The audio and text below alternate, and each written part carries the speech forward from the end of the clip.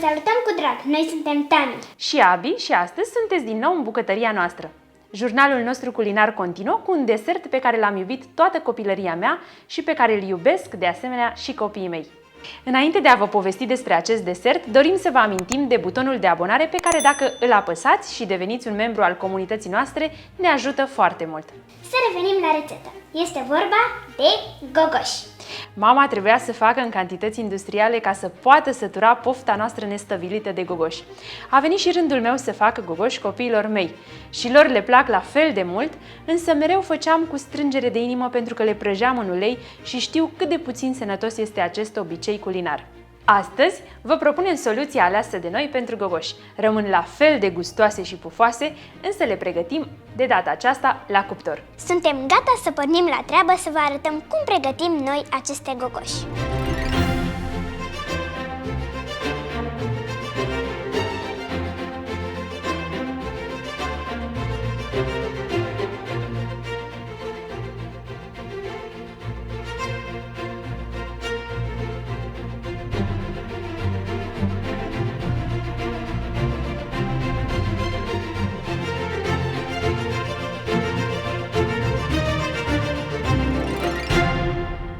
Pentru această rețetă folosim 550 g făină, 300 ml lapte, 100 g unt topit, 2 ouă, 50 g zahăr tos, 25 g drojdie proaspătă sau 7 g uscată, 2 plicuri zahăr vanilat, esență de vanilie și un praf de sare. Pentru umplutură am folosit gem de căpșuni. Pentru uns și ornat deasupra am folosit 30 de g unt topit și zahăr pudră, 100 g ciocolată albă topită și 50 de ml smântână pentru frișcă. Mai întâi, Tami, amestecăm făina cu praful de sare. Ușor să nu dai pe jos și o lăsăm deoparte. O vom folosi imediat. Într-un alt bol mare adăugăm zahărul, drojdia, și amestecăm puțin ca să dizolvăm drojdia.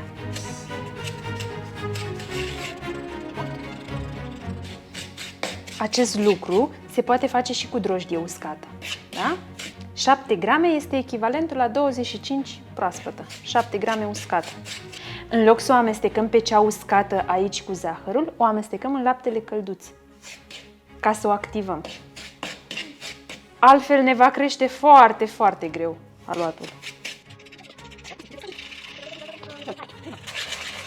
Așa se activează drojdia. Îți place? Da! Ce tare! Am făcut o cremă. Bun, adăugăm laptele cald, este la temperatura camerei. Adăugăm zahărul vanilat, esența de vanilie, untul topit și mai avem ceva. Ouăle ușor amestecate cu furculița.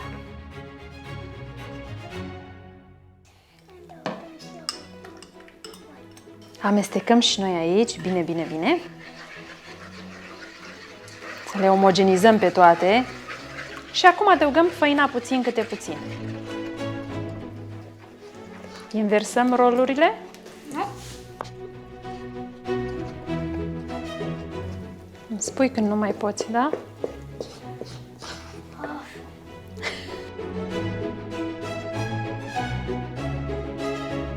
Deși este o cocă lipicioasă, nu mai pun, mami, mai multă făină. De ce?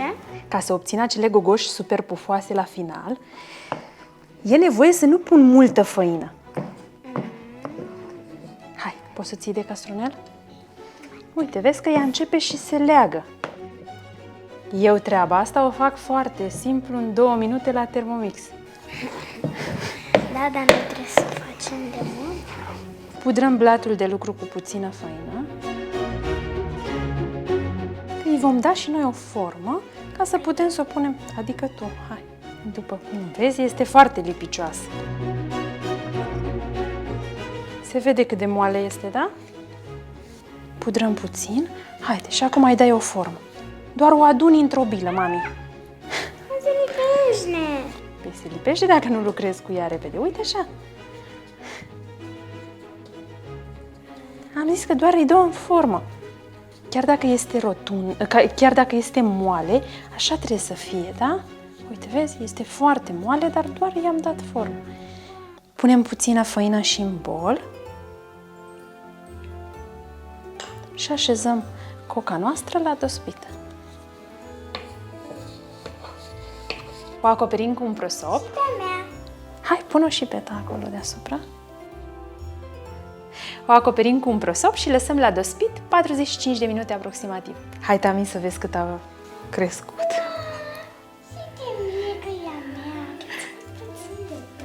A crescut și coca ta, da? Cu grijă acum înfăinăm blatul de lucru și scoatem coca, da? Hai că-ți mai dau cocă. Hopa! Fără să o apeși.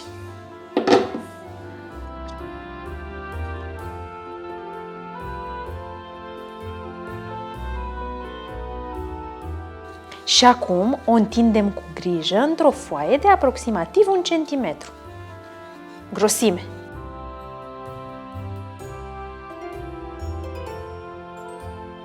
Ești atentă ce fac eu aici?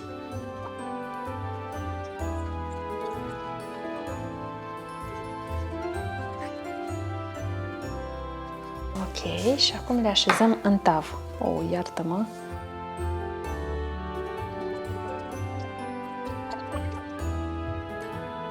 Acum le acoperim cu un prosop și le mai lăsăm la dospit 30 de minute, 45, vedem.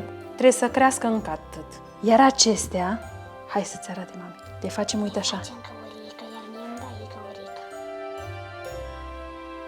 Din resturile rămase formăm din nou cu grijă o cocă pe care o întindem iarăși.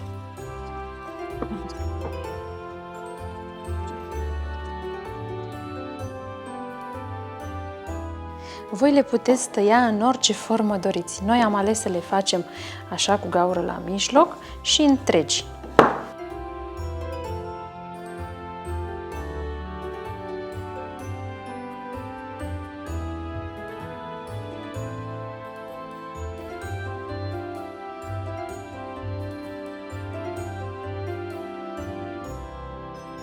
Coacem gogoșile la cuptorul preîncălzit la 170 de grade Celsius la programul cu ventilație, aproximativ 15 minute sau până se rumenesc. Uite ce frumos au crescut! Arată foarte bine!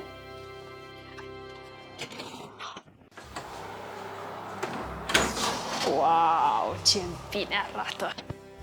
Le-am copt 12 minute. Iar acum, tu, mami, le ungi cu unt topit. Da? Cu grijă să nu te arzi de tavă. Da? Și coacem și cealaltă tavă.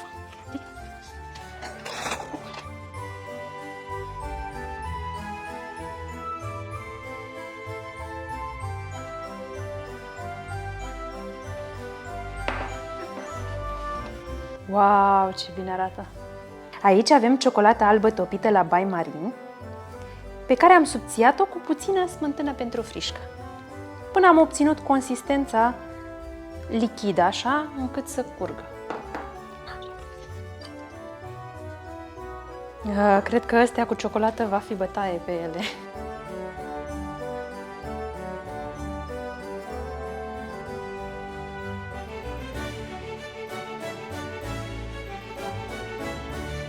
Și acum să trecem la lucruri mai serioase. Le vom orna pe acestea cu gem de căpșuni în interior și zahăr pudră deasupra. Le crestăm puțin. Atât. Hai să se vadă, ia să vedem. Uite.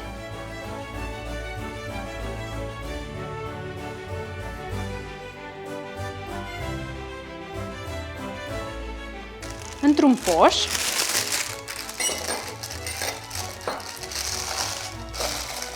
punem cu grijă umplutura, în cazul nostru gemul de căpșuni.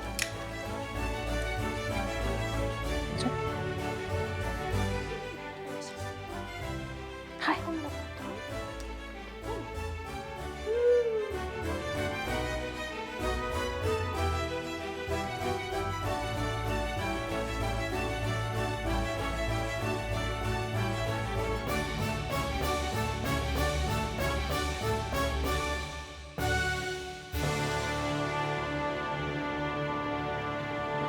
Și acum, momentul care trebuia să fie la început.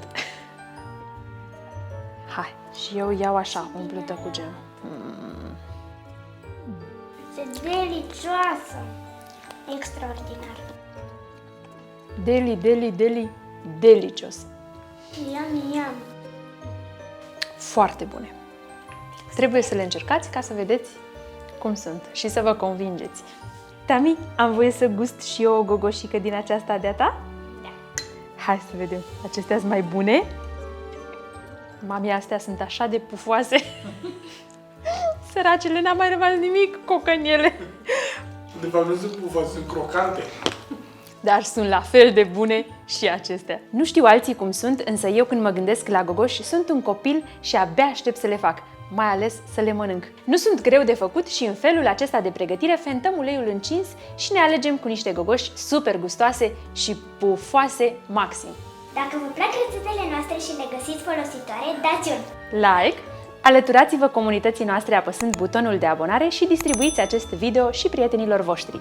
Până data viitoare, nu uitați, mâncarea are alt gust atunci când o gătești cu plăcere, mai ales gogoșile de azi.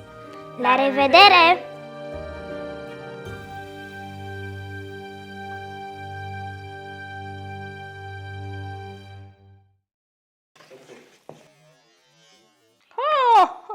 Vezi?